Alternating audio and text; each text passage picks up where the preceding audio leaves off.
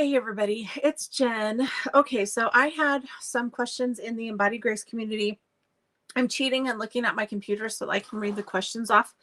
I posted a couple days ago open Q&A, ask me anything, and I have some really good questions, and I wanted to actually just come on live and talk about them instead of trying to reply in the comments because I feel like these questions are kind of big.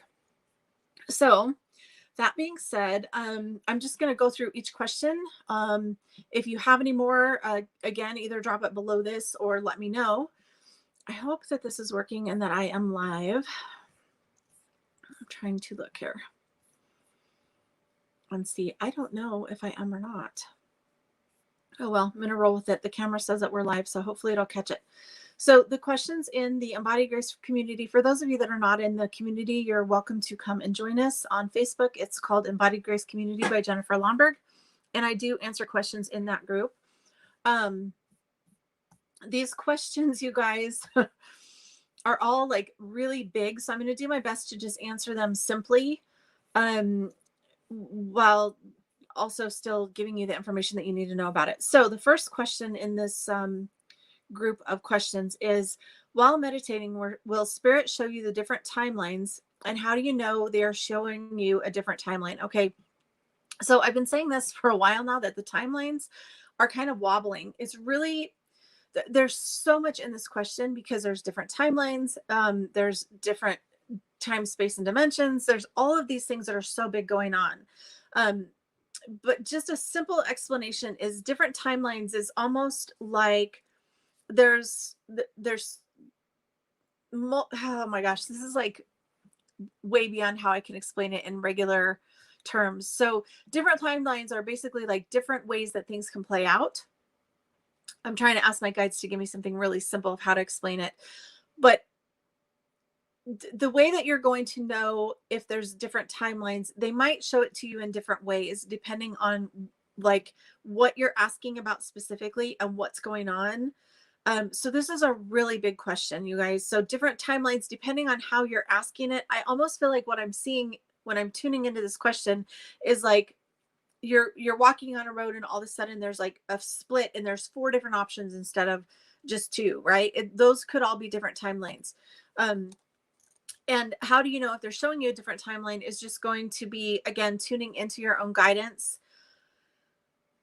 And just it's going to have to be trusting what's coming through from your guides, because it's so hard to wrap your human brain around different timelines anyway, that it really makes it complicated for me to even answer this question, because there's so many things that could go into that depending on what's going on in your situation and whatever. Now, what I'm hearing though right now is it's almost like the butterfly effect. Like different timelines happen based on different choices that you make throughout your life here on the planet. So there's different options and different choices that we could all have. And depending on how the choices go will kind of determine which timeline you end up following. So it's almost like you have life set up with all of these different options, and depending on choice points that you have along the way and how you make choices will align you with which timeline you're actually on. So I hope that is a good answer. The next question, it says, when you see your guides in Jesus, what do you see? She says, I believe I saw Jesus the other day, but I'm trying to convince myself I'm not crazy. That is a really good question. Everybody is going to see different. So for me personally, I've said this a few times. I've kind of explained it. For me, it's almost like if you think about the Star Wars movie where R2-D2 rolls up and then kind of like projects this image of Princess Leia. That's kind of how I see spirit, but not everybody sees spirit that way. So you're going to have to trust yourself in how you're seeing it. That being said, I also feel like right now things are changing enough to where it's easier for spirit to show up in that way. So if you're seeing spirit in that way, you're not going crazy. It is normal to see what you think is a person standing there when really it's a spirit. I've had that happen more and more recently with some of my clients and with people who have asked about it, to where they literally are like, I thought somebody was standing in the room, but then when you refocus, it's not there. That would make sense that you would be seeing spirit. So yes, you're not crazy. It can happen. The next question is, if I take a break from doing mediumship readings, will spirit like stay or will they go? So two answers to that question. If you're taking a break, absolutely, that's fine. Go ahead and take a break. The spirit that is meant to talk to you and the clients that are meant to come to you, spirit will come back when you're done with your respite. Um, but also, like, if you intend to do the work, don't just make them wait forever. Don't say like, oh, I'll get to you, but never say when you're going to do that, because that's not fair to spirit either. Because technically on the other side, if you're a medium and they're coming to you, they're kind of in a waiting line already. And so to just be like, okay, I'm going to bail, that's not really fair either way. So if that's the case, you could say, if you need to get this message through right away, please find another medium that can get this to you, because I really need to take a break. There's nothing wrong with that. Your gifts don't really go away. It may take you some time to tune back in, but no big deal, right? So yeah, it's fine to take a break, and your gifts are not going to go away. Spirit's not going to go away. They will be back as soon as you're ready. I'm certain of that, just because spirit right now, there's so many messages trying to come through to people. A lot of people that I know that have done mediumship in the past, like say 10 years ago, haven't done mediumship for a long time. And now all of a sudden they're back doing mediumship like all the time. So yeah, they will definitely come back. The next question is, how do you meditate? How best do you meditate? How best do you meditate? Guided meditation or frequency or sounds? Everybody is going to meditate differently, just like everything. And the gifts are different, right? Like every person has different things that work for them and different things that feel good to them. It's just like anything. You've got to figure out for you what works best for you. I do know, like, guided meditation is really good, especially if you're caught in your own thoughts, because you're going to listen to the words and get directions on how to relax into the meditation. So guided meditation is always good. Frequency and sounds, if you can relax and just listen to the music, that's a great way for meditation. You can also don't forget that there's also like active meditation. So if you're somebody that you like to run and you just you kind of zone out when you're running, that's a great meditation as well. Sitting and watching a river, like getting caught up and just focusing on the river, is going to help you meditate. Even sometimes, like, one of the examples that I use is doing dishes. Like, if you can just get into the moment and not think about anything else and just focus on doing the dishes, that's going to allow you the same type of break that a meditation would give you. But that's called an active meditation, because in that meditation you may be focusing on the warmth of the water and the actually, washing the plate or whatever. So whenever you're focused on something specific, that helps you get into a meditation space. So again, it's going to depend on you and kind of where you're at and what feels good to you, but there's so many different ways to meditate. Just do whichever one feels good. Sometimes even just breathing is good for meditation. I do have a meditation course, by the way, so if you're interested in that, that's on my website. Let's see. How do I connect with my guides? I feel them, see them, glimpses of them, but they never talk.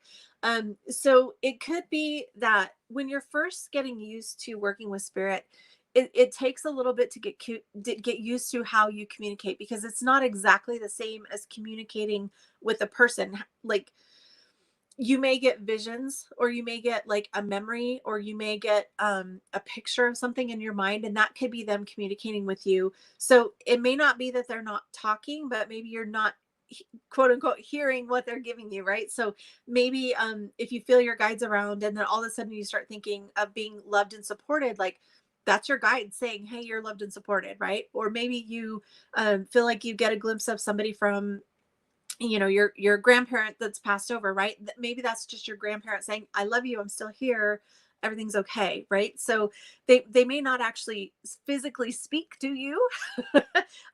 However, if you have that gift, then that will be, because for me, a lot of times it is like having a conversation with spirit. So if you can feel them, just trust that they're giving you messages, however that shows up. It may be that later on in the day, a song comes on the radio and you're like, oh, that makes me think of seeing, the glimpse of what I thought I saw earlier. So they can communicate in so many different ways. The biggest thing is just to trust yourself, and trust start paying attention so that you can connect the dots of how the messages are coming in. Excuse me for a second.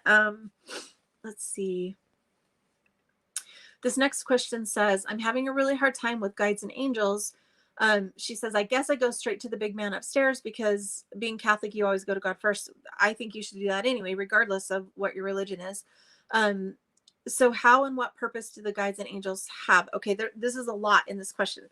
Um, so first of all, I always teach everybody to pray first. And I always say, Father God, I ask for Jesus and the angels to come in and surround me in divine sacred space to get the messages, right? That being said, whatever that is for you, um, I think where the discrepancy comes in, where people think that this is bad or it's wrong or whatever, is because you're not actually going, you're not asking for guidance from the angels without consulting God. Like you're asking God to give you a message and asking the angels to help deliver that message so that it's a little bit more clear to you. So it's not that you're not going to source first. You should always go to God first. Like for me, that's just it just is. Like there's no other way to do that. I don't go just to the angels and say, well, what do you think? You know what I mean? I'm always praying, asking God for guidance. Now, that being said, it does tell us over and over in the Bible that the angels are here for us. Like it says they will guard and protect you. They will be there for you. They are messengers, right? Think about in the old Moses, there was a message from them. Mother Mary got a message to her from an angel. Like they are messengers for God. So it's easier to communicate, in my opinion, with the angels. Again, it's not that you're not going to God first. It's just that they're helpers. So why would you not use help that's here for you on the planet? Like angels are here on purpose to help us in this earthly life. So um, I guess that's how I would explain it personally, is there's no reason to not accept the help when God designed them for that purpose. As far as the guides, it's the same kind of thing. Like guides can be they're different than angels, as in that they are a different vibration. But once we get into heaven, like when we're in the heavenly realms, our job isn't over, right? Like it's not like, oh well, we're done. Once you get over there, you may have like a soul contract to say, okay, watch over this person. You guys, everybody in this group has already had some kind of experience, probably with spirit, where they're not gone, right? They're just in a different energy. And so your guides would be possibly, like for me, my grandfather and my aunt both came through when I first started really stepping into this as a business. They were there for me to say, look, you've got this. You're doing fine. They helped me really understand communication in different ways.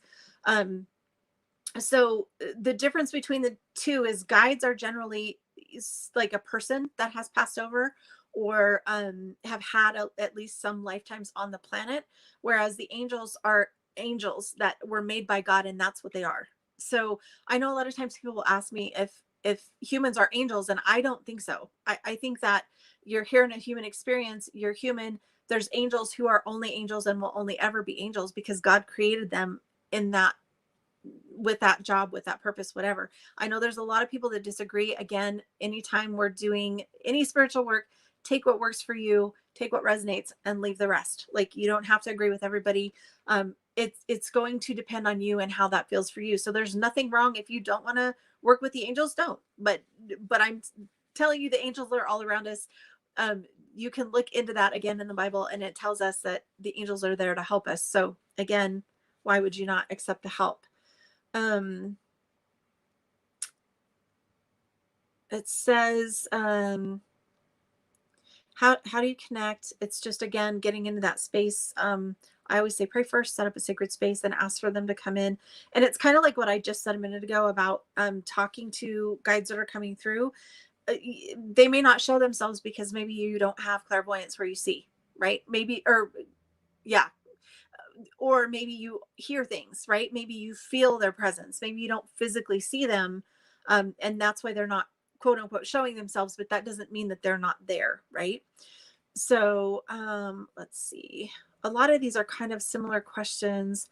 I think I may have answered everything right now. Please let me know. The one on timelines, you guys, is really hard to explain, but I think hopefully I've covered everything else in this Q&A thread. But let me know if you guys have more questions. Okay, sending lots of love. I'll talk to you guys later.